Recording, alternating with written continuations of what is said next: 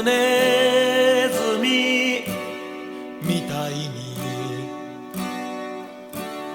美しくなりたい。写真には写らない美しさがあるから。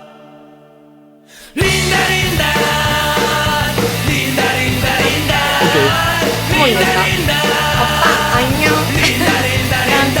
もしも僕がいつか君と出会い話し合うなら、そんな時はどうか愛の意味を知ってください。リンダリンダリンダリンダリンダリンダリンダ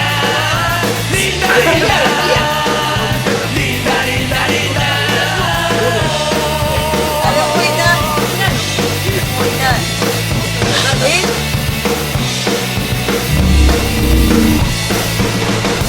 ドブネズミみたいに誰よりも優しい。ドブネズミみたいに何よりも温かく。